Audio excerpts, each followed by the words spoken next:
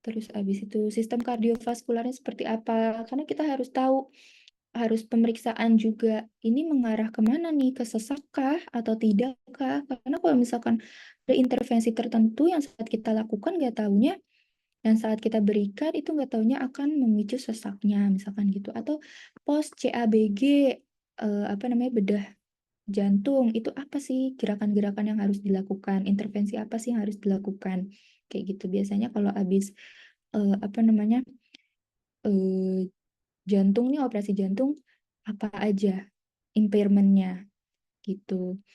Terus eh, reproduksi, kesehatan wanita, neuromuskular, misalkan apa namanya tadi, trauma brain injury, atau bisa juga plexus brachialis gitu. Terus fungsi kulit dan strukturnya. Mungkin kalau teman-teman, kalau nggak salah ya, aku juga dapetnya itu luka bakar antara di muskuloskeletal atau di terapi latihan gitu ya. Itu itu kita masuk ke manajemen luka bakar gitu. Karena kan apa namanya, luka bakar itu nanti harus di jangan didekatkan ke tubuh, misalkan kayak kayak tidak boleh menempel dengan satu sama lain, kayak jadi harus diregangkan gitu biar kulitnya tidak menempel. Nah, pada pada operasi juga sama kayak gitu. Misalkan operasi di jarinya, terus harus digerakin kan, dimobilisasi. Karena kalau misalkan kalau nggak dimobilisasi, pastinya lingkup gerak sendinya dia akan eh, terganggu. Terus juga mungkin kalau misalkan kayak gini terus, dia kan lingkup gerak sendinya keganggu kan, nggak bisa apa namanya, lurus. Terus juga jaringan-jaringan di sekitar sendinya mungkin ya akan menyatu, jadinya kontraktur gitu. Mungkin ototnya juga nanti akan jadi kontraktur. Nah, itu yang akan kesulitan kita dalam manage-nya. Mungkin ya jadinya kita oper ke yang lebih bersangkutan itu dokter untuk dibedah lebih lanjut lagi. Nah, ini juga sama. Terus ini activity limitation-nya nih, sama participation-nya ya. Oh, dia masih belajar. Berarti tujuannya dia untuk apa? Untuk belajar. Berarti tujuannya dari membenahi si body function atau impairment-nya itu untuk apa? Untuk dia bisa dapat melakukan aktivitas belajar tanpa ada gangguan atau tanpa ada keluhan. Gitu. Tuntutan umum atau tugas ya, kerjanya di mana? Mungkin abis ankle sprain harus apa namanya, kerjanya harus naik KRL, terus di rush hour. Berarti kan kita tujuannya agar agar ankle sprain-nya ini berkurang dan sembuh sehingga tidak kesulitan dalam menggunakan transportasi umum lagi. Seperti itu contohnya. Gitu. Terus komunikasinya gimana? Terganggu atau enggak? Mobilitasnya gimana? Mobilisasinya gimana? Dari posisi duduk dia ke berdiri seperti apa? Apakah kesulitan kah atau tidakkah? Terus apa namanya, posisi yang memang dari posisi satu ke satu tempat yang lain itu dia kesulitan atau tidak? Dalam perawatan diri tadi seperti mandinya seperti apa? Terus dalam kebersihannya mungkin saat buang air besar atau buang air kecil seperti apa, terus apakah terganggu atau tidak, menyisir, terus memakai baju, mengkuncir, itu gimana. Terus kehidupan rumah tangganya, ini dia seorang kepala rumah tangga atau bukan. Terus kalau kepala rumah tangga kan bekerja mungkin harus melakukan harus mencari nafkah dengan kondisi keluhannya tadi kan pasti akan terhambat gitu. Nah, terus apalagi nih, mungkin dia ibu rumah tangga, kesulitan dalam memasak, menyapu, mencuci, atau dia ini eh apa namanya, bisa juga kerjanya itu yang apa namanya, kerjanya jualan ayam geprek yang setiap hari harus ngulek. Sedangkan dia ada masalah di pergelangannya, mungkin entah itu CTS atau yang lainnya. Nah, itu gimana? Berarti kan dia harus membenahi dengan aktivitas yang ya terus-terusan harus ngulek gitu loh ibaratnya. Nah, gitu. Terus interpersonal, interaksi dan hubungan, gimana dia terhadap hobinya, terhadap partisipasi dengan masyarakat kayak gitu. Terus habis itu bidang kehidupan utama juga sama sama kehidupan tuntutan umum, terus kehidupan masyarakatnya juga sama kayak interpersonal interaksi dan hubungan. Oke, terus ini environmental factors-nya. Misalkan ini di sini produk dan teknologi kayak wheelchair tadi. Wheelchair kan juga ada banyak. Udah ada yang otomatis, ada yang masih digerakin rodanya, ada yang cuma tinggal ditekan tombol di sampingnya itu udah bisa gerak. Tuh ada juga yang kayak gitu. Terus lingkungannya, iklimnya, kualitas udaranya. Nah, ini berpengaruh ke kardiorespirasinya. Kita harus tahu gimana eh, saat apa namanya anamnesis itu kita tanya. Kalau misalkan memang pasiennya kardio ya, misalkan ibu gimana rumahnya? Ada ventilasi udaranya nggak? Ada apa namanya cahaya yang masuk nggak? Atau rumahnya di dekat pabrik atau tidak, atau di dekat jalan raya atau tidak, karena kan itu akan berpengaruh ke kualitas udara yang masuk ke dalam tubuhnya. Seperti itu. Terus habis itu dukungan dan hubungan dari keluarga terdekat dan profesional dari kesehatannya. Iya, jadi dukungan dari keluarga itu pasti akan memotivasi pasiennya.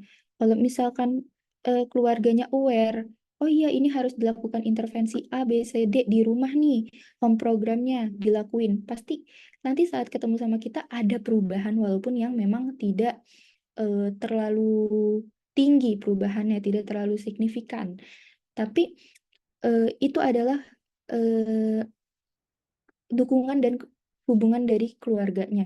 Nah, terus dari profesional kita, bagaimana cara kita nge-reach dari si pasiennya, cara kita berinteraksi dengan pasiennya. Apakah pasien merasa kalau misalkan setelah kita treatment, pasien merasa enakan, enak banget kok dipegang sama Visio Hanif, kok enak banget kalau dipegang sama Visio Eva gitu kan, atau sama Visio yang lainnya gitu. Nah, itu yang menjadi motivasi juga untuk pasiennya. Ah, mau visio lagi nih. Ah, oh iya kata visio eh, Alifa kemarin harus ngelakuin gerakan ini biar cepat sembuh. Oh iya, dilakuin. Nah, itu cara kita bagaimana berinteraksi dengan pasien. Biar pasien tuh, oh iya benar ya kata visionya ya. Nggak taunya ini ada benefitsnya ya saat kita lakukan di rumah. Ini membantu agar kita lebih baik kayak gitu.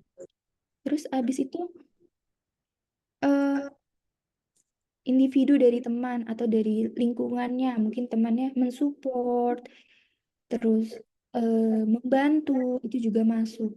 Terus layanan sistem kebijakan ya.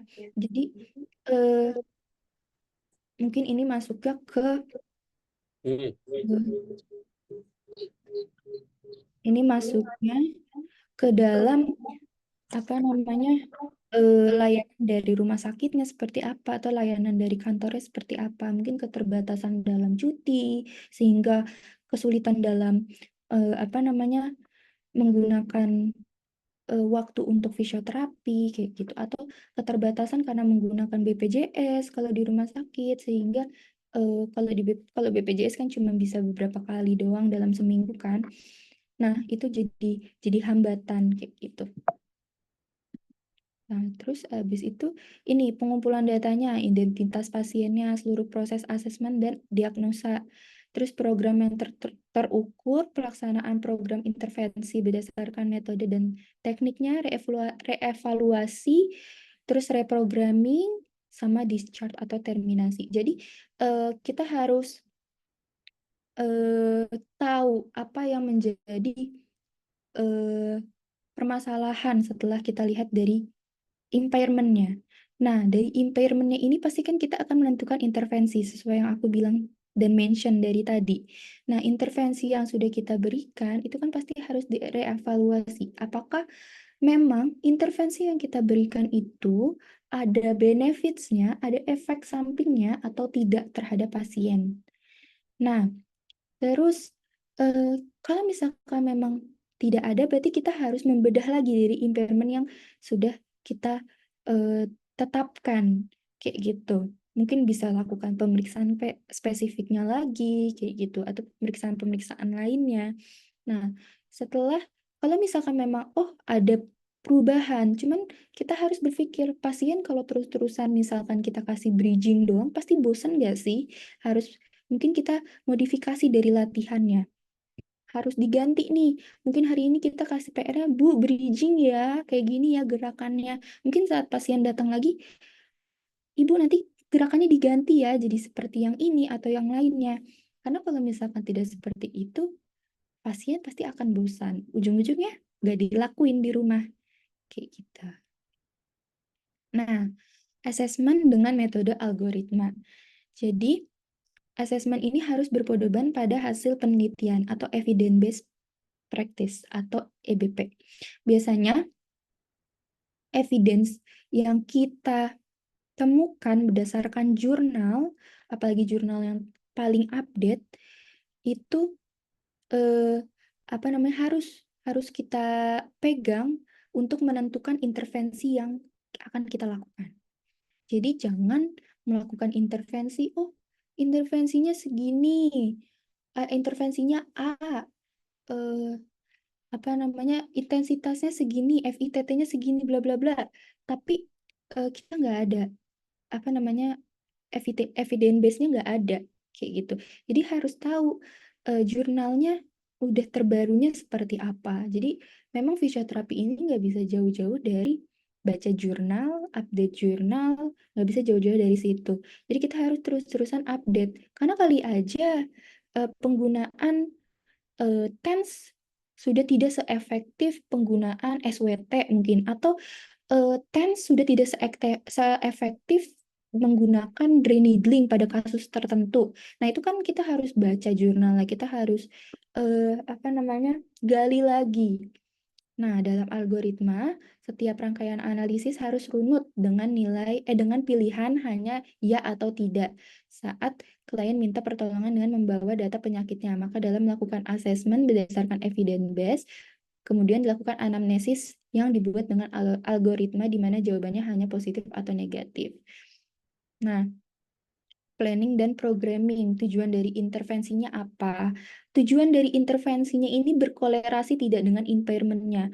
Kalian, kalau misalkan pasiennya nggak ada nyeri, tapi kalian ngasih misalkan TENS gitu. Ini buat apa TENS-nya? Untuk mengurangi nyeri kah atau buat apakah? Nah, itu harus jelas tujuannya. Pasiennya misalkan tidak ada permasalahan ROM, tapi kalian kasih latihan untuk ROM. Untuk apa diberikan itu? Jadi harus jelas.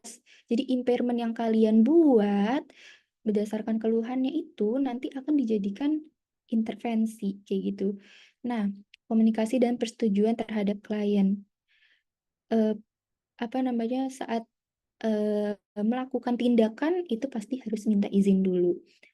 Ibu, Bapak, saya mau lakuin gerakan ini ya. Nanti rasanya mungkin agak sakit karena kan eh, ototnya ibu tegang kayak gitu. Atau Ibu, Bapak, ini saya mau pakai alat namanya TENS ya. Rasanya seperti ini, seperti kegigit semut awal-awalnya. Nanti lama-lama berkurang kok, Pak. Kayak gitu. Jadi harus dikomunikasikan gitu. Terus program yang tepat sesuai kondisinya sama ya.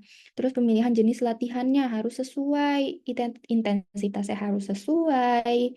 Terus juga jangan sampai kontraindikasi, jangan mengikuti kemauan pasien, karena kan teman-teman tahu saat melakukan intervensi, kalau misalkan kita toleransinya dari pasien, itu mungkin akan berdampak ke pasiennya atau menjadi kontraindikasi ke pasiennya gitu. Seperti yang aku sudah pernah bilang, mungkin ya kalau misalkan pasiennya diabetes, dia nggak ngerasain panas, terus pasiennya minta untuk kerasa panas, ya nanti yang ada malah jadi luka bakar kayak gitu. Sedangkan teman-teman tahu sendiri kalau diabetes itu kalau udah kena luka mungkin akan susah sembuhnya. Memang tergantung dengan tipenya. Cuman ya kita meminimalisir terjadinya hal tersebut. Karena kalau misalkan memang dari kelalaian kita itu pasti nanti pasien sekarang udah pinter-pinter mintanya dituntut fisioterapinya kayak gitu. Jadi kita harus update terus evidence base-nya seperti apa, kayak gitu. Terus penetapan instrumen pengukuran evaluasi, ya sama ya. Terus reevaluasi untuk menilai outputnya, dibuat secara serial, membuat persiapan perubahan program. Kalau misalkan memang eh, apa namanya pasiennya ini lanjut fisioterapi, walaupun jadi pasiennya ini keluhannya berkurang, tetapi memang masih ada yang harus eh, dibenerin gitu ya. Itu bisa nih kita ganti. Mungkin tadinya A sakitnya, mungkin permasalahannya A, mungkin berubah jadi ke B kayak gitu. Nah, terus dilakukan secara bertahap, terus diukur secara subjektif dan objektif, kualitatif dan kuantitatif. Nah, ya, jadi asesmen fisioterapi itu dan penentuan diagnosa menggunakan HOAK melalui critical thinking, clinical reasoning, clinical prediction rule, and clinical dedication. Terus perencanaan fisioterapi dan informed consent, menjelaskan gangguan gerak dan fungsi, menjelaskan rencana dan target intervensi apa yang akan kita lakukan terkait dengan impairment dan disability yang ditemukan, dan juga persetujuan dari pasiennya. Nah, ini contoh dari anamnesis untuk ICD ya. Ada nyeri parestesia akibat inflamasi tendon fleksor tangan. Kalau iya, berarti lanjut. Nyerinya sampai kesemutan nggak pada tangan. Kalau misalkan iya, berarti oh ada atrofi nggak di ototnya? Coba dulu dipalpasi. Kalau misalkan iya jawabannya, berarti kita lakukan tes cepat. Oh, tes cepatnya di apa? Di pinch, di grabs, di pressure, atau melakukan Valan test. Oh, semuanya positif nih. Coba tes gerak pasifnya. Oh, ada kaku, ada bengkak pada hand and wrist-nya. Oh, ini udah checklist. Berarti ada nih dua-duanya. Berarti kita tinggal melakukan tes khususnya. Prior test, eccentric test, final sign, carpal compression test, kayak gitu. Nah, sehingga mendapatkan diagnosa nyeri parestesia pada CTS akibat inflamasi tendon. Nah, nanti baru bikin body structure-nya, body function-nya, disability-nya apa. Oh, problemnya, keluhan utama nyeri dan kesemutan. Itu mengganggu. Nah, terus body structure-nya apa? Mungkin ada fibrosis, ini berdasarkan ICD ya.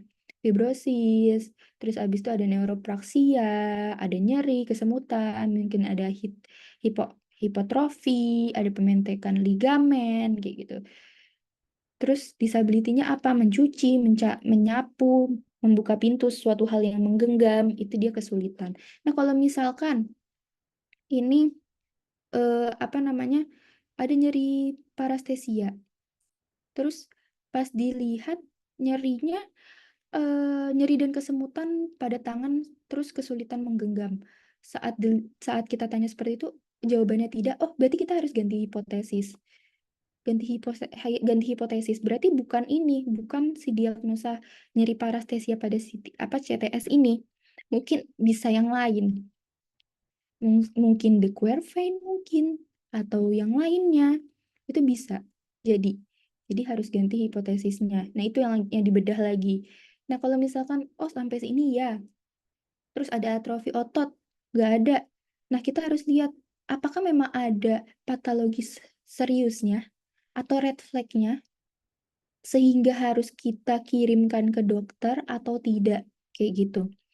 Nah, terus abis itu nih, kalau misalkan setelah di apa namanya dicek, terus pas melakukan tes cepat atau tes gerak pasifnya jawabannya tidak, oh mungkin ada the queer vein, mungkin harus Finkelstein tes dipalpasi ototnya kayak gitu baru terprovokasi. Nah, itu yang harus kita lihat dari algoritma berpikirnya fisioterapi.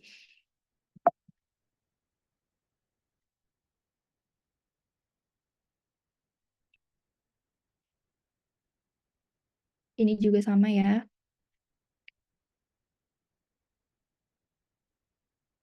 Nah, ini untuk membuktikan hipotesis awal. Jadi kita hipotesis awalnya apa?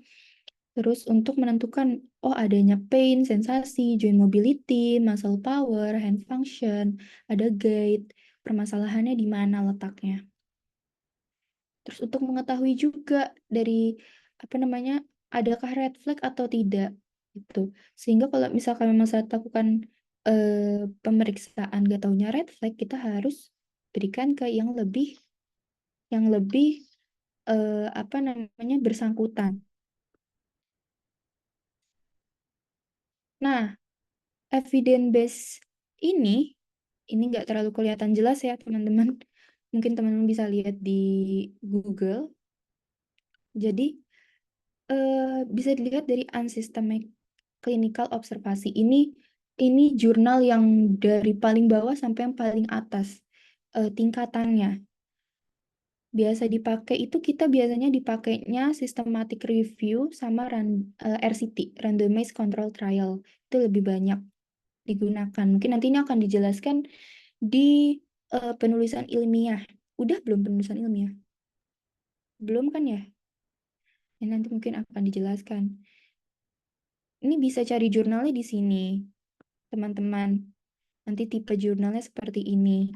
Nanti kalau misalkan yang lebih banyak ya dua dua dua ini biasanya kita banyaknya RCT atau enggak systematic review buat apa namanya membantu informasi terkait fisioterapi.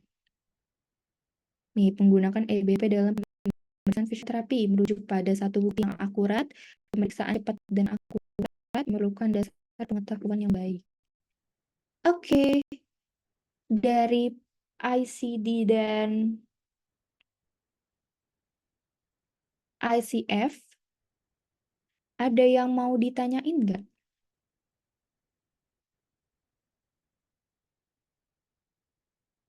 Dia masih bingung? Oke, mungkin aku langsung kasih lihat formnya aja kali ya, biar kalian nggak bingung. Pasti awal-awal itu bingung gimana sih cara menentukan eh cara menentukan diagnosanya, cara menulisnya kayak gimana sih? Teman-teman ada yang udah pernah lihat formnya? Belum ya? Oke, aku coba share screen ya. Kita punya form, tapi form ini biasanya di rumah sakit atau di klinik itu berbeda-beda. Tapi aku pakai contohnya yang dari fisioterapi vokasi ya.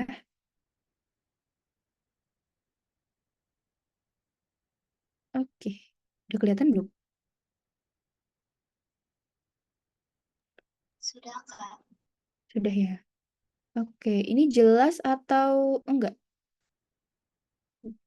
Kecil atau enggak? Jelas, Kak. Oh ya, oke. Ya, ini form fisioterapi UI waktu tahun aku. Mungkin tahun kalian ada update sedikit atau masih sama. Ya kurang lebih ini gambaran. Ini fisioterapi kardio. Jadi di sini ada nama fisioterapinya siapa? Misalkan fisioterapi Vania Sabina atau fisioterapi Aji Susilo kayak gitu. Nama dokternya siapa? Dokternya misalkan ini kan kardio, ya dokter spesialis paru kayak gitu. Ini nomor reknya ya, nomor registrasinya. Terus tanggalnya, kalian harus tahu tanggalnya berapa, harus dicatat kayak gitu. Pasien awal datang ke fisioterapi itu kapan gitu. Karena nanti beda ceritanya dengan eh, fisioterapi pada anak. Tanggal datang untuk menghitung tanggal datang itu juga ikut dihitung saat menentukan usianya pasien. Apalagi kalau pasien anaknya itu prematur misalkan. Nah, ini yang pertama ada pengumpulan data identitas pasiennya. Nah, ini yang harus kalian tanya anamnesis ke pasiennya. Perkenalkan diri eh, ke pasiennya. Selamat siang, Bapak, Ibu. Saya Fania sebagai fisioterapi ibu ya. Kalau saya boleh tahu ibu namanya siapa, dengan ibu siapa, atau dengan bapak siapa. Terus kalau sudah dijawab ya, lanjutkan sesuai dengan form ini. Oh, tempat tanggal lahirnya berapa? Kalau misalkan di rumah sakit nanti saat sudah magang sudah ada tanggalnya, itu tanggal lahirnya. Ya sudah, tinggal dikonfirm lagi. Tanggalnya kemarin berapa ya? Karena ada pasien yang namanya sama, tapi tanggal lahirnya beda. Dan itu pernah terjadi seperti itu. Dan itu banyak yang terjadi seperti itu. Jadi kita harus konfirmasi juga usianya berapa atau tanggal lahirnya kapan. Kayak gitu. Biar enggak salah diagnosis, enggak salah intervensi. Terus alamatnya di mana? Biar kita tahu, oh rumahnya jauh dari klinik, oh rumahnya jauh dari rumah sakit gitu. Jadi nggak langsung intervensi kayak gitu. Terus pendidikan terakhirnya apa? Biar kita kalau misalkan kita tahu pendidikan terakhir apa ya, kita akan menyesuaikan cara bahasa yang kita gunakan terhadap pasien tersebut. Kalau misalkan bahasa yang kita gunakan terlalu tinggi, mungkin terlalu baku, mungkin pasiennya nggak ngerti kayak gitu. Nah, makanya ini harus ditanyakan juga. Untuk mengetahui juga, oh pasiennya eh, lulus, misalkan cuma ada pendidikan terakhir, eh, pasiennya S1 apa gitu ya, itu menentukan, oh kira-kira mungkin bekerjanya di A, B, kayak gitu. Nah, terus pekerjaan juga bisa, ini apa pekerjaannya, karena kan nanti pekerjaannya ini akan masuk ke kemana? Ke environmental atau ke apa namanya? Ke activity limitation.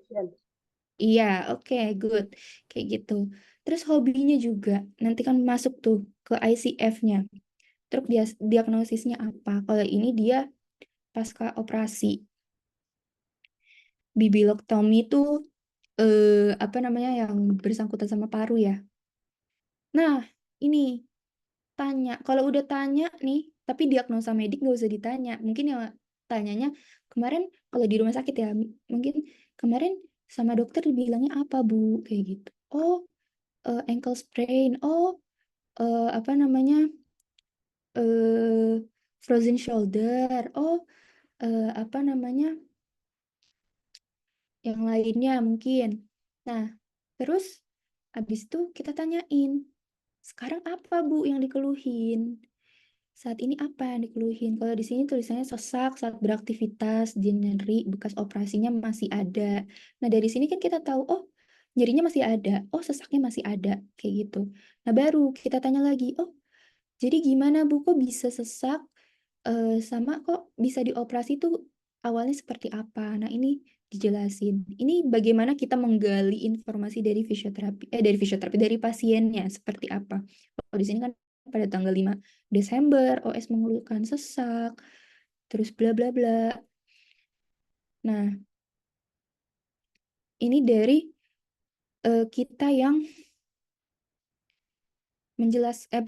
bertanya kepada pasiennya eh, gimana bisa terjadi operasi gitu. Bisa sampai ke operasi kayak gitu. Ini riwayat penyakit sekarangnya. Nah, terus ada riwayat penyakit dahulunya. Riwayat penyakit dahulunya tuh apa? Yang dahulu dan mungkin bisa sampai sekarang masih ada. Oh, nggak taunya eh, diabetes nggak ada. Oh, asma juga nggak ada. Oh, dia pernah TB, nggak taunya. Cuman udah selesai nih 2018. Oh, bisa nggak ya berkolerasi sama yang dia ceritain tadi gitu? Apa mungkin TB-nya jangan-jangan muncul lagi kayak gitu.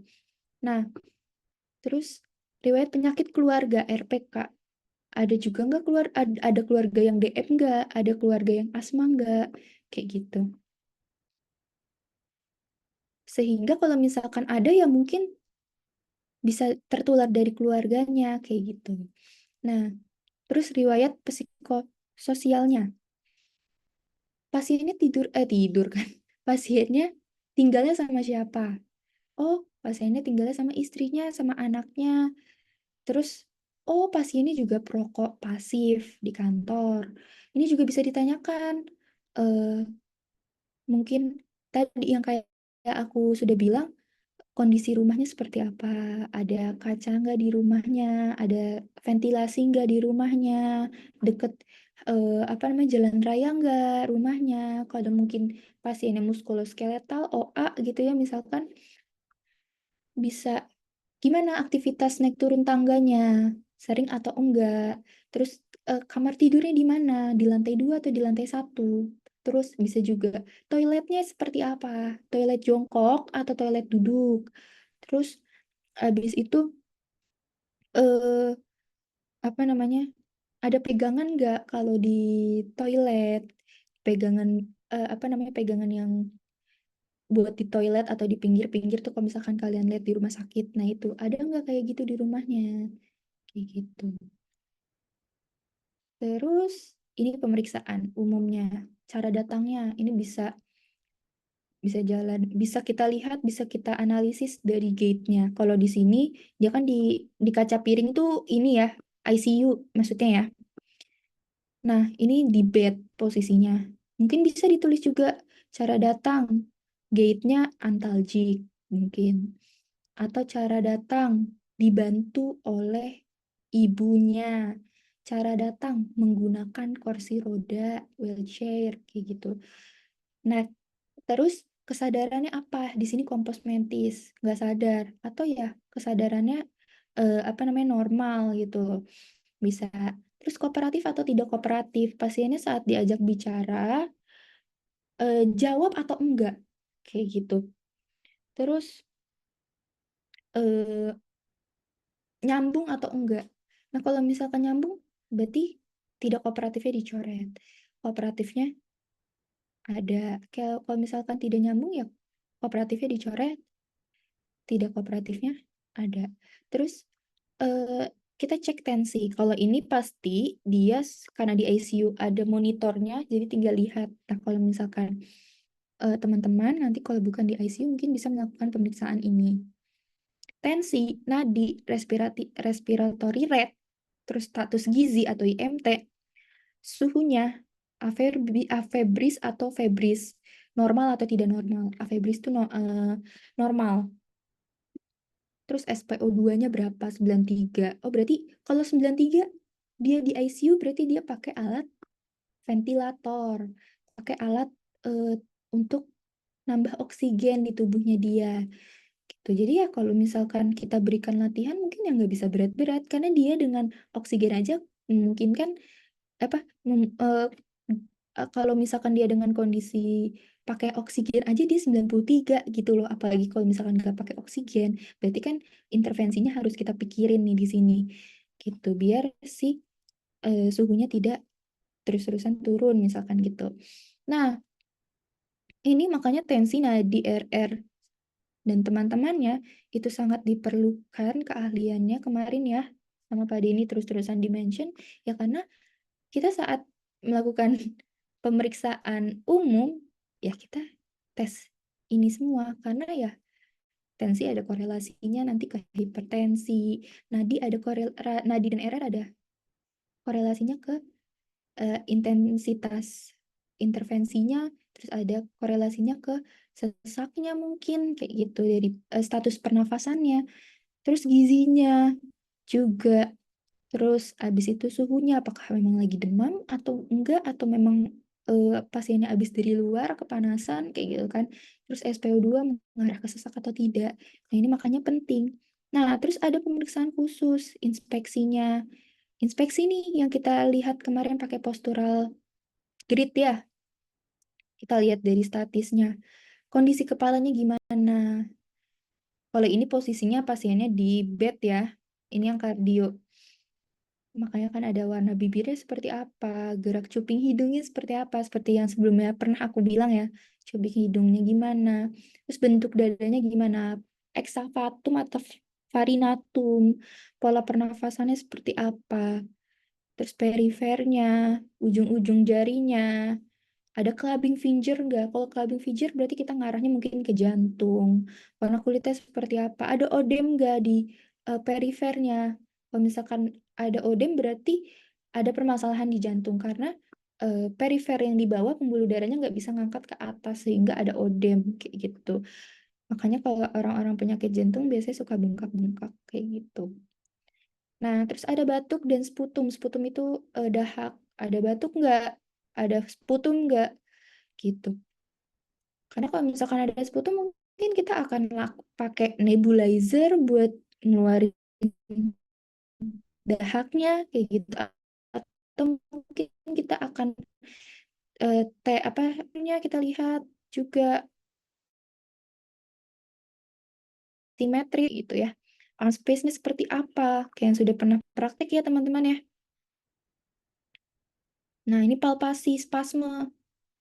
Spasmenya di mana kita palpasi ototnya. Memang spasme atau tidak. Nyeri tekan juga di saat ditekan, nyeri atau tidak areanya. Gerak pernafasannya seperti apa. Pengembangan dadanya juga seperti apa. Mungkin nanti teman-teman belajar di kardiorespirasi. Nah, ini juga pengukuran ROM-nya. Kayak bagaimana. Normal atau tidak normal. Auskultasinya, suaranya, suara dari pernafasannya seperti apa. Ini juga ada tes spesifiknya nih. Kalau tes spesifik dari kardio ada ekspansi toraks, ada skala Borg, 6 minutes walking test, ada pengecekan fremitus untuk mengetahui dahak, kayak gitu. Terus juga ada pemeriksaan penunjang. Biasanya hasil radiologinya, hasil darahnya, terus habis itu eh, ini urutan fisioterapinya, impairment-nya. Jadi ada yang dulu dulu seperti ini ya, urutan masalah fisioterapi berdasarkan prioritas. Sekarang itu langsung ke diagnosa fisioterapi. Jadi eh, impairment-nya apa? Oh, sesak nafas. Karena kan yang paling tinggi, apa paling utama tuh sesak nafasnya. Terus habis itu nyeri gerak, terus ada spasme, retensi sputum, ada peningkatan dahak, ada penurunan ekspansi toraks, terus ada keterbatasan lingkup gerak sendi, kelemahan otot, penurunan endurance, terus ada abnormal postur atau skoliosis. Ini ngaruh nggak ya? Karena kan skoliosis, kalau misalkan skoliosis nih kita lihat dulu skoliosisnya tipe apa. Kalau misalkan tipe tertentu mungkin dia akan membuat si apa namanya parunya ini salah satunya mengembangnya tidak maksimal kayak gitu. Karena ya dari bentuk skoliosisnya. Terus functional limitation atau activity limitation. Bisa activity limitation, bisa functional limitation. Jadi kalau misalkan teman-teman ketemunya, kok ada functional? Functional apa? Sama kayak activity limitation ya. Ini OS-nya tidak dapat berjalan saat beraktivitas, mengalami kesulitan dalam berpakaian, sama ya kayak yang tadi ya. Terus ini ada participation restriction-nya, kayak gini. Terus ada tujuan jangka panjang dan tujuan jangka pendek. Tujuan jangka pendek nih, yang sekiranya bisa kita benerin dalam beberapa waktu. Bisa kita eh, apa namanya perbaiki dalam beberapa waktu. Nah, kalau misalkan tujuan jangka panjang kayak skoliosis, kayak endurance, mungkin harus beberapa kali intervensi, beberapa kali apa namanya tindakan baru bisa apa namanya bisa ada perubahan kayak gitu. Jadi tujuan jangka panjang itu yang mengarah ke prevalensi untuk sembuhnya tidak secepat tujuan jangka pendek gitu loh. Jadinya apa namanya di dibilangnya tujuan jangka panjang kayak gitu. Terus metodenya, ini ada FITT-nya, frekuensi, intensitas, teknik, sama time. Obatnya apa? Mukolitik kah? Nanti dipelajarin kalau di kardio. Gitu, keterangannya buat apa? Oh, untuk mengecerkan dahak. Krioterapi, FITT-nya berapa? Oh, frekuensinya setiap hari dilakukannya. Intensitasnya berapa? Setiap 2 jam sekali. Oh, tekniknya apa? Kompres es. Oh, time-nya berapa? 15 menit. Oh, ini apa? Breathing exercise-nya pakai apa? Diafragma exercise. 3 sampai 4 kali repetisi intensitasnya. Terus time-nya berapa? 2 sampai 3 detik. per repetisi kayak gitu. Berarti satu repetisi itu 2-3 detik ngelakuinnya. Ada chest mobility, ada stretching, ada ROM kayak gitu. Ada programnya yang dilakukan. Nah, ini seharusnya ada apa namanya evaluasi, reevaluasi. Cuma di sini nggak ada. Ya, itu kurang lebih gambaran terkait form fisioterapinya. Ada yang mau ditanyain? Ada yang masih bingung? Atau sudah ada gambaran?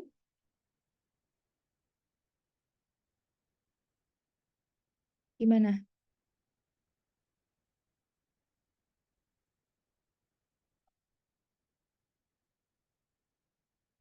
Bingung? Jaki bingung nggak?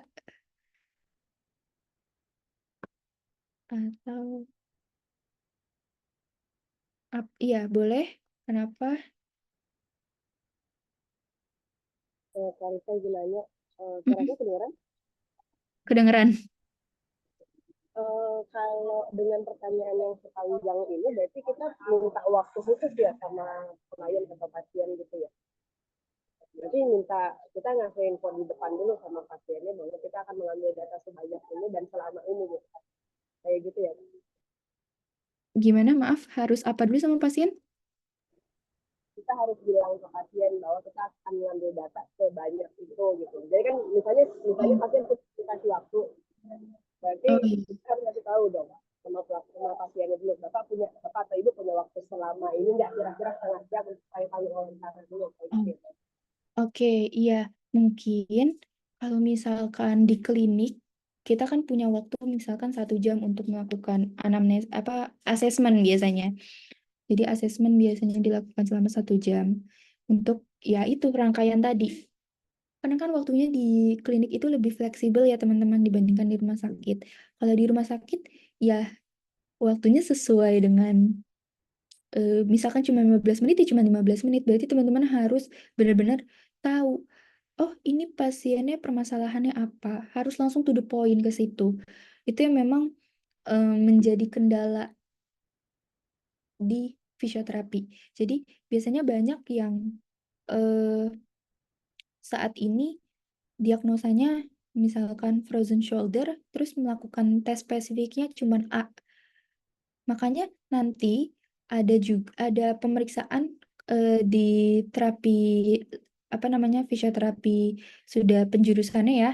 Itu nanti ada quick testnya. Quick testnya itu tes cepatnya biar teman-teman tuh nggak perlu ngelakuin A, B, C, D untuk satu diagnosa gitu. Jadi ada satu diagnosa itu kalau teman-teman cuma lakuin 1 sama 2 itu fix diagnosanya itu kayak gitu. Itu sih. Jadi memang kalau dibilang untuk bilang ke pasiennya nanti akan melakukan pemeriksaan selama sekian itu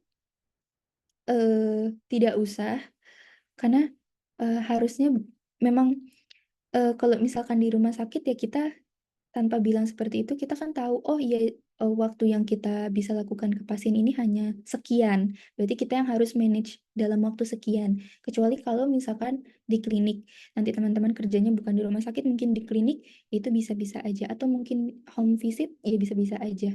Untuk bebas melakukan waktunya. Untuk bisa bilang kalau ini nanti akan dilakukannya sekian. Kayak gitu. Waktunya ya, bersedia atau tidak, Ibu? Kayak gitu. Oke, ada lagi yang mau ditanyain?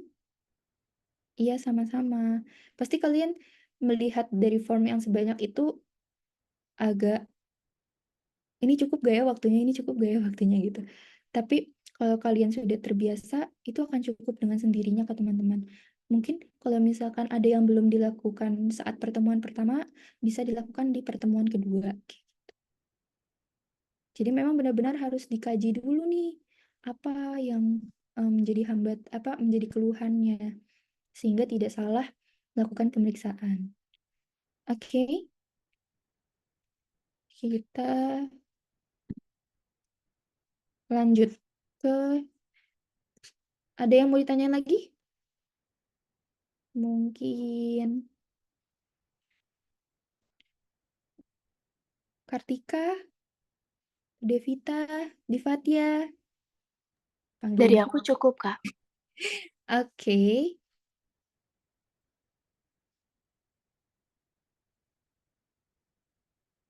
Kalian ada kuliah lagi nanti?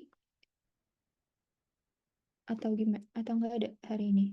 Hari ini cuman Pemdas aja, Kak. Oh gitu. Kenapa kok cuma Pemdas doang? Kemana Pak Rizanya? Sama banget. Elektrofisika ditiadakan ke hari ini. Oh gitu. Oke deh, kita lanjut ya ke data subjektif. Sudah kelihatan? Oke, materi kedua kita ini nggak banyak, cuman sedikit. Ini data subjektif dan objektif. Oke. Nah, data subjektif itu yang berkaitan dengan klien, berkaitan juga dengan persepsinya, perasaannya, ide spontannya, terus pendapat, situasi atau kejadian yang mengarah ke data subjektifnya. Kalau data subjektif itu berdasarkan tentang nyerinya, kayak yang tadi tuh, skala FAS-nya berapa, skala nyerinya berapa, terus perasaan lemah atau weakness mungkin, terus ada ketakutan atau kecemasan, ada ketakutan atau kecemasan, mungkin takut ini kenapa ya, aku nggak bisa digerakin tangannya, kayak gitu. Ada kekakuan, ini mengarah mungkin kakunya ini apa, karena spasme kah, atau overuse kah, atau eh, weakness kah, atau mengarah ke hal-hal yang lain kah, kayak gitu. Nah, terus ada data objektif. Itu data yang berkaitan dengan klien, yang berkaitan dengan nadi, tensi, nafas, terus abis itu eh, look, feel, cara move-nya, terus yang dapat diobservasi dan diukur.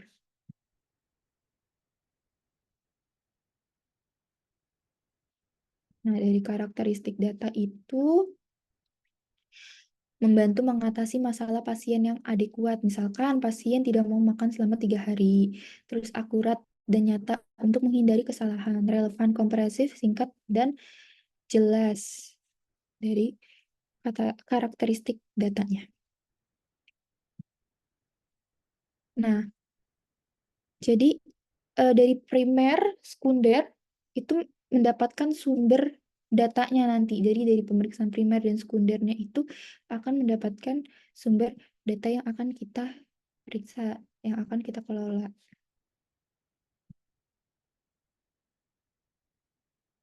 Nah, sumber datanya itu apa? Dari orang tuanya, dari suaminya mungkin, atau istrinya, atau anaknya, atau temannya.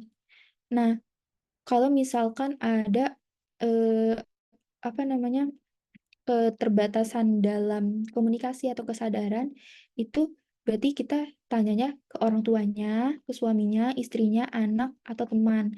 Kayak misalkan tadi pasiennya di ICU, terus pasiennya kompos mentis atau nggak sadar gitu ya. Atau, nggak, kompos mentis atau nggak sadar. Pasiennya misalkan somnolen atau nggak sadar gitu ya. Itu kita bisa tanya ke orang terdekatnya, orang yang jaganya, misalkan orang yang jaganya suaminya, ini kondisinya gimana? Kok bisa seperti ini? Kita bisa tanyakan ke suaminya. Atau pasien pada kalau misalnya anak CP, kita kan nggak mungkin anamnesisnya pasien ya dong. Kita nggak mungkin nanya ke adiknya, adek usi namanya siapa? Adek usianya berapa? Kok adek bisa CP? Kayak gitu kan kita nggak nanya ke anak tersebut. Pasti kan kita nanyanya ke orang tuanya. Ibu, anak namanya siapa? Usianya sekarang berapa, Bu? Kok bisa didiagnosis CP itu awalnya kayak gimana Bu? Kok bisa ketahuan CP? Nah itu kan nanti orang tuanya jelasin, iya waktu itu saya anaknya aku tiba-tiba kaku, ada kejang, terus saya MRI, saya cek, betulnya ada apa gelombang kejang misalkan kayak gitu. Nah itu dinamakan sekunder. Terus eh,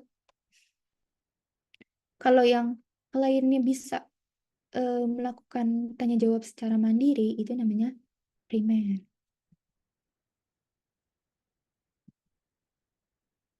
Nah, sumber data itu nggak cuma dari pasien yang bisa kita apa namanya kita gali, tapi juga bisa dari catatan medis anggota tim kesehatan lainnya. Misalkan dari adanya fraktur atau adanya patah pada tulang. Terus datang ke fisioterapi untuk melakukan pengelolaan nyeri setelah operasi gitu dari dokternya, dari dokter ortopedinya. Terus pasti kita tanya, Ibu ini patah tulangnya, ini fraktur ya Bu ya? Iya. Kalau misalkan ada foto ronsennya enggak? Kita untuk bisa lihat pemasangan pennya di mana. Ini pennya seperti apa?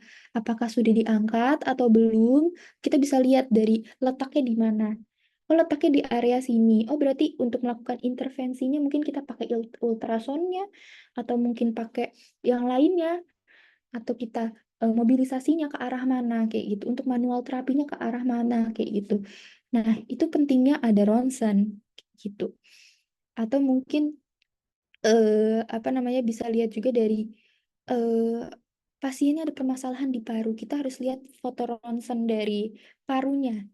Itu kita bisa lihat, oh eh, area mana nih yang eh, lebih mengembang. Oh, area yang sebelah kanan yang lebih mengembang. Berarti kita latihannya seperti apa untuk menentukan intervensi si fisioterapinya. Terus riwayat penyakitnya, pemeriksaan fisik, dan catatan perkembangan merupakan riwayat penyakit yang diperoleh dari terapis. Ya, riwayat penyakit tadi ya, yang riwayat penyakit dahulu, riwayat penyakit sekarang, riwayat penyakit keluarga, itu yang harus kita tanyain. Karena kemungkinan mungkin riwayat penyakit dahulu akan kembali hadir lagi ke dia gitu, bisa jadi. Karena mungkin lifestyle, terus konsultasi juga bisa. Terus kita juga tidak bisa benar-benar berdiri tegak sendiri. Mungkin kita akan konsultasi dengan apa namanya sesama tenaga kesehatan, baik itu dokter atau baik itu apa namanya perawat atau radiologi atau apoteker gitu. Karena kalau misalkan teman-teman tahu saat menjadi fisioterapi olahraga itu juga kita nggak jadi fisioterapi olahraga nggak sendirian. Kita harus apa namanya kerja tim. Ada dokternya, ada coachnya, ada fisioterapinya, ada analis olahraganya, ada ahli gizinya.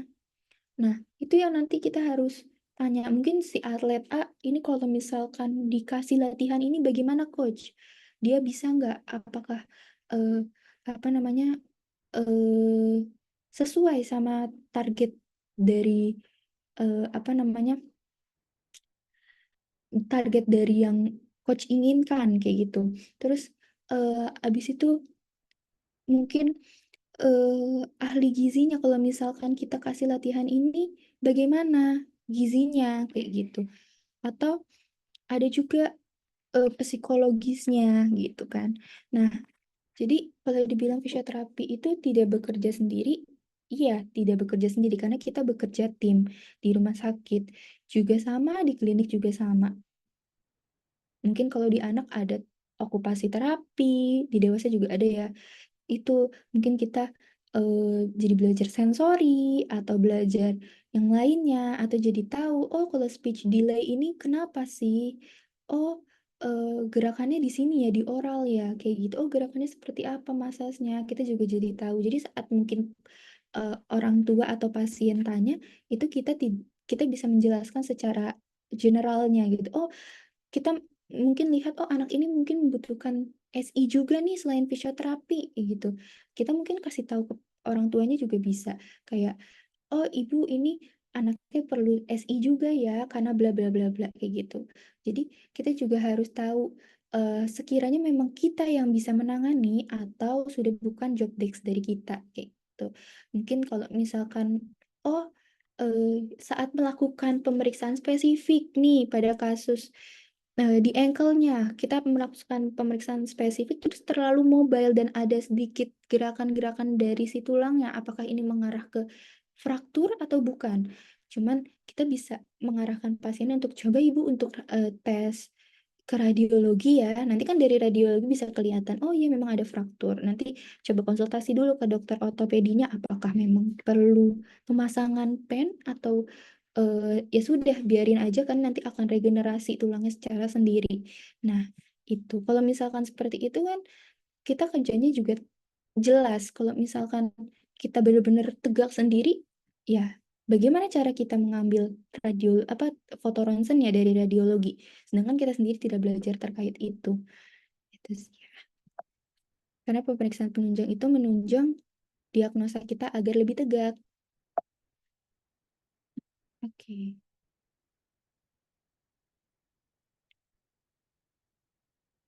Nah, ini hasil pemeriksaan diagnosisnya itu kayak pemeriksaan laboratorium, tes darahnya, membantu mengevaluasi keberhasilan dari tingkatan ke fisioterapi.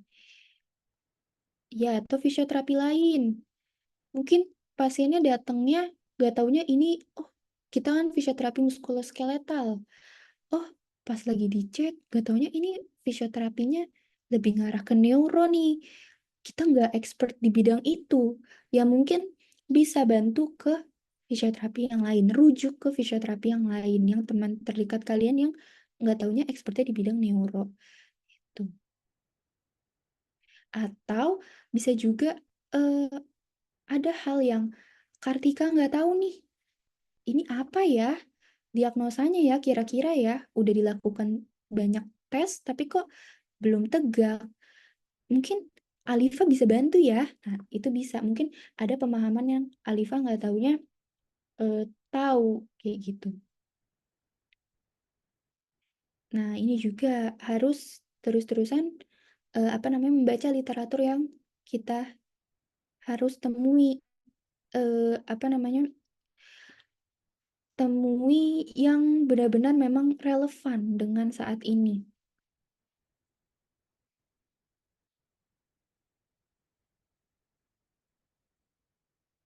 Nah, ini metode pengumpulan datanya, wawancara, observasi, pemeriksaan fisik kayak yang tadi ya aku bilang ya. Terus tadi dokumentasi untuk melihat apa namanya kalau ronsen ya ada dokumentasi dari ronsennya. Kalau dokumentasi saat melakukan apa namanya tindakan ya agar terlihat oh ini dokumentasinya sudah pernah dilakukan ini. Jadi saat memang sewaktu-waktu ada tuntutan ini nggak pernah dikasih ini sama fisioterapinya. Fisioterapinya bilang pernah, tapi ada apa namanya ada rekam dokumentasinya sudah pernah apa namanya diberikan intervensi A, B, C, D. Baik itu dokumentasi berdasarkan form atau memang berdasarkan foto atau rekam medik ya maksudnya ya teman-teman. Oke, itu aja dari materi saat ini, hari ini. Ada yang mau ditanyain?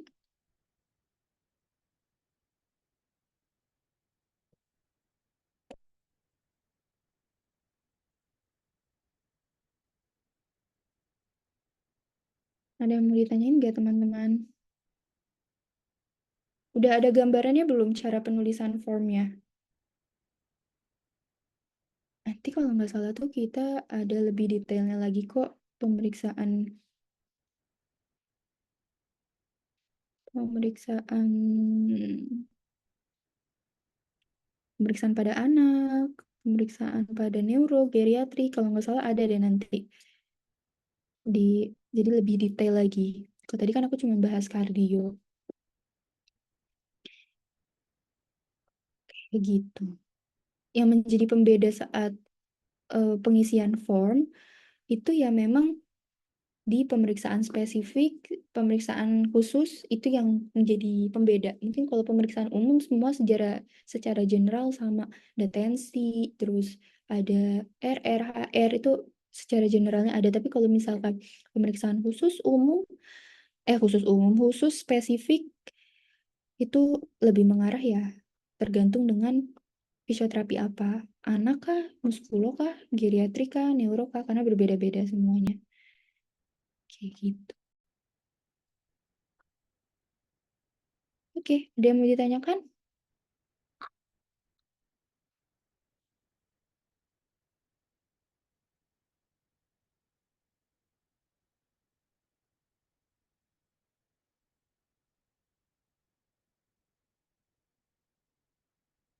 Apa Alifah? Boleh.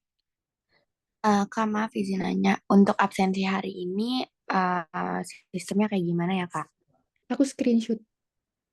Oke. Terus kan di IMAS tuh ada pretest sama posttest. Berarti